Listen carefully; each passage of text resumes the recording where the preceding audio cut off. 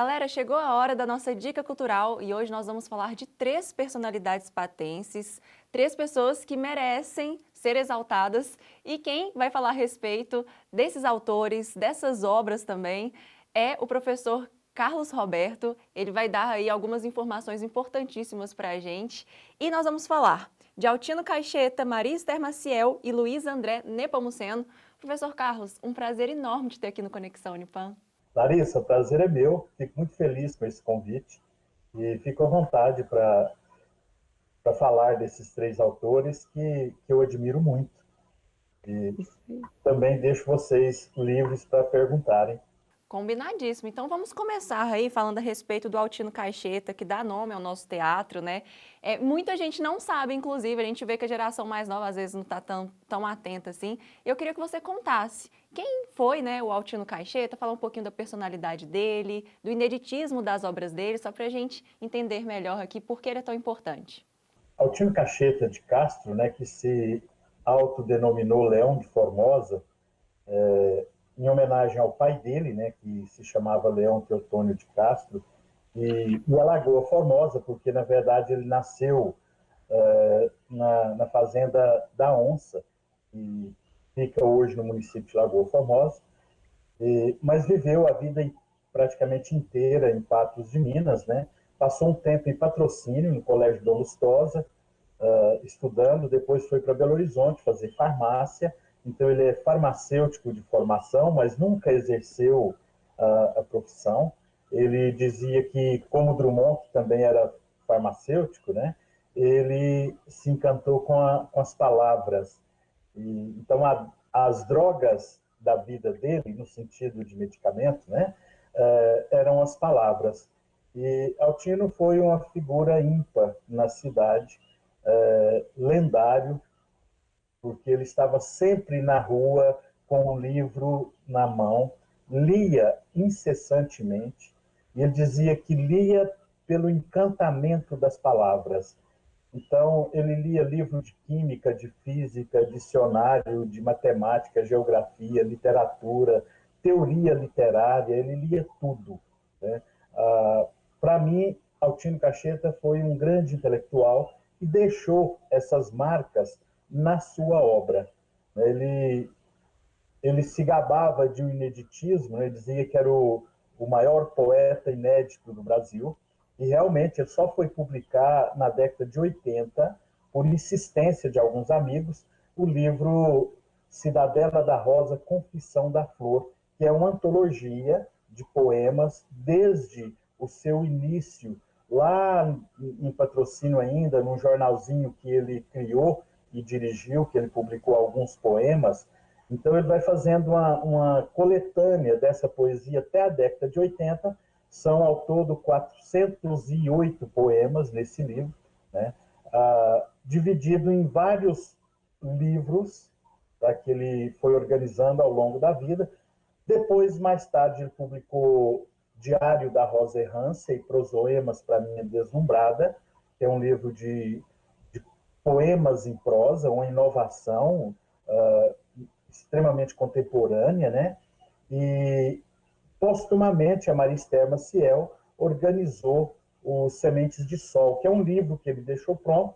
Ela deu um toque pessoal e publicou já no século XXI esse livro. Altino abdicou da vida prática desse mundo capitalista em função da poesia.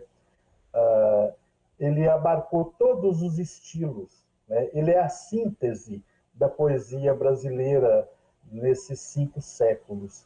E ele tem um poema que revela bem essa dedicação total. No poema ele diz o seguinte: meus irmãos escreveram fazendas e fazendas, eu escrevi os meus versos. Meus irmãos escreveram fazendas e fazendas e fazendas, eu escrevi os meus versos. Meus irmãos ficaram com as escrituras das fazendas e eu fiquei com a escritura dos meus versos. Maravilha! Foco do Altino Caixeta. Uma bela história, né, professor? Inclusive, uma curiosidade, para quem não sabe, aqui tem a sala do Altino Caixeta na biblioteca do Unipam. Então, as obras de autores patentes estão nessa sala, então vocês podem apreciar, né, toda essa poesia e todas essas obras aí aqui no Unipam. E aí você falou agora da nossa próxima personalidade, né, a Maria Esther Maciel, que foi recentemente eleita para a Academia Mineira de Letras. E eu queria que você contasse um pouquinho sobre ela e sobre a obra dela também, professor. Sobre esses três autores que nós escolhemos, né? Claro, estamos deixando muitos outros sem mencionar, porque o tempo não nos permite, né? Mas eu tenho razões particulares para essa escolha. O Altino Cacheta foi objeto do meu estudo de mestrado, né? A obra dele foi o meu objeto de estudo da minha dissertação de mestrado. A Maria Esther Maciel, ela foi a minha orientadora de mestrado. É uma grande admiradora do Altino Cacheta, da poesia do Altino Cacheta. Foi amiga pessoal do Altino, né?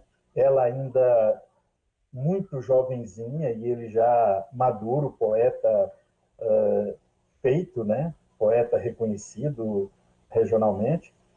E a Maristéria é filha do João Ricardo, né, que foi vereador aqui várias vezes, e da Ismênia Maciel.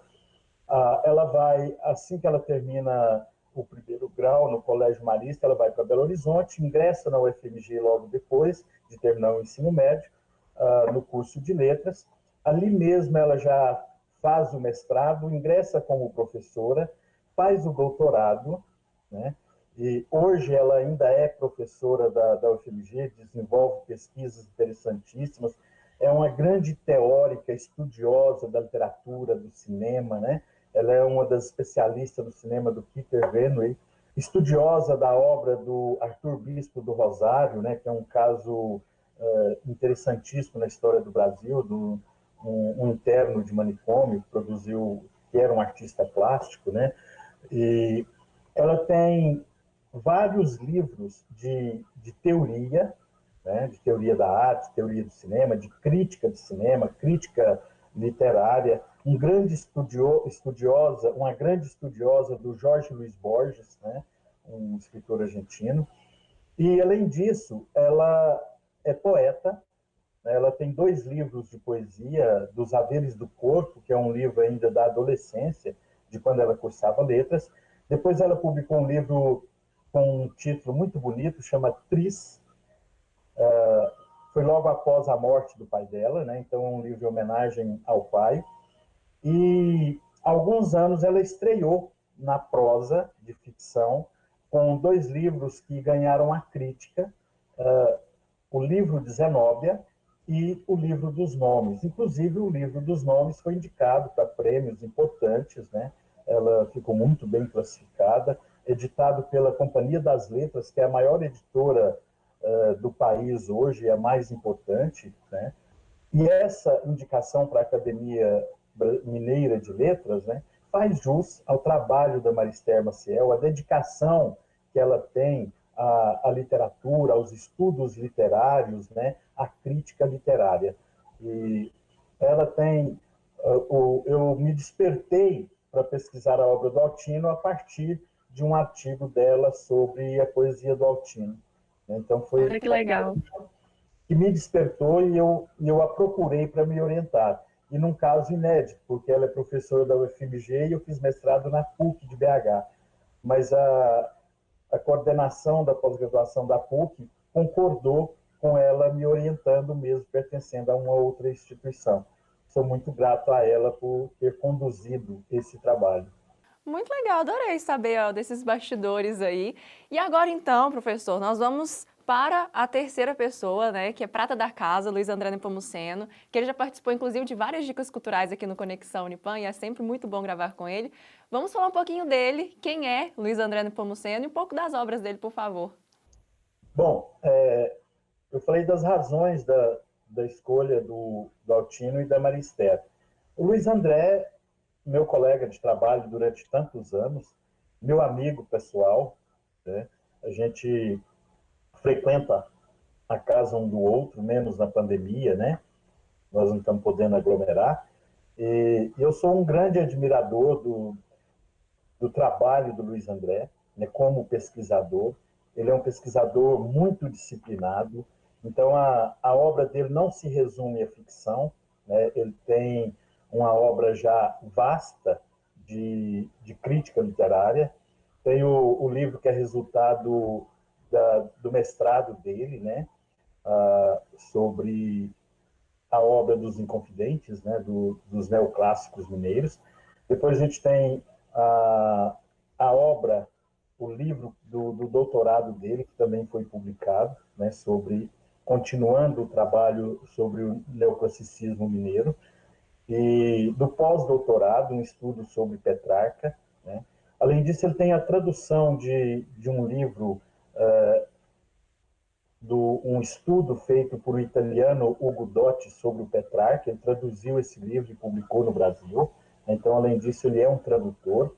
Ele tem obras de autores ingleses traduzidas, esperando para publicar, e é um ficcionista admirável, né? Ele tem alguns livros, romance, né? A Lanterna Mágica do Jeremias, alguns livros de contos, né? Antipalavra, O Diário do Fim do Mundo, tem um livro dele novo, que inclusive eu já li, né? O Luiz André tem essa honra de ser um leitor dos inéditos dele, né?